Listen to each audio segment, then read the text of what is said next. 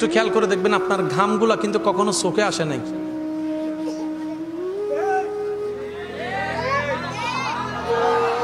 এবার আপনার ব্রুটা দেখেন, সোজা নয়, এই এরকম নাসির মতো। ব্রোটা কখনো সোজা হয় না। আল্লাহ কেন কয় ব্রুর মধ্যে যদি চোখের মধ্যে গাম ঢুকে যায়, গামের মধ্যে লবণাক্ত আছে, লবণ আসলে চোখ নষ্ট হয়ে যাবে, চোখ নষ্ট হয়ে যাবে, জ্বালা বেড়ে যাবে।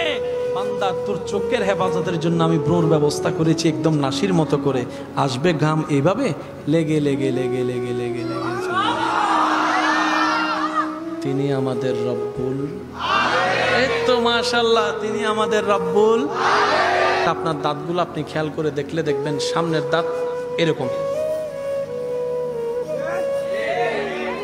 একটু ডাইনে যান, একটা মঞ্চে দাঁত পাবেন।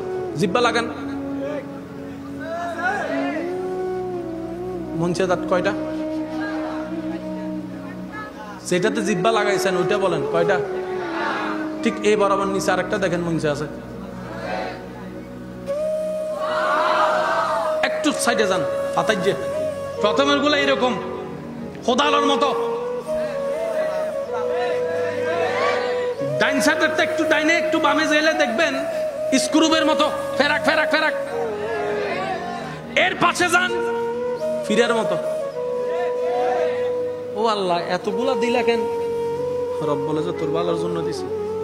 আচ্ছা সত্যি করে একটা কথা বলেন, কখনো ভাত খাওয়ার সময় এটা শাক, এটাকে আমি এই দাঁত দিয়ে খাবো, এটা গরু গোস্ত একটু নরম আছে, এটাকে আমি এদিকে ফালাবো, এটা একটু হাড্ডি আছে, এটাকে আমি এই দাঁত দিয়ে কামড় দিয়ে খাবো? কোনোদিন চিন্তা করছেন? খাওয়া হলো কেমনে? যদি আপনি মনোযোগ দিয়ে খাওয়া শুরু করেন, 20 মিনিটের খাওয়া আপনার 1 ঘন্টা শেষ করতে পারবেন না।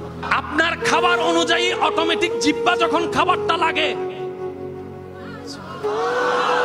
এই জিহ্বাই মাপ বুঝে আপনার খাবারটাকে সেদিকে ফেলে দেয় যেদিকে যে দাঁতের দরকার।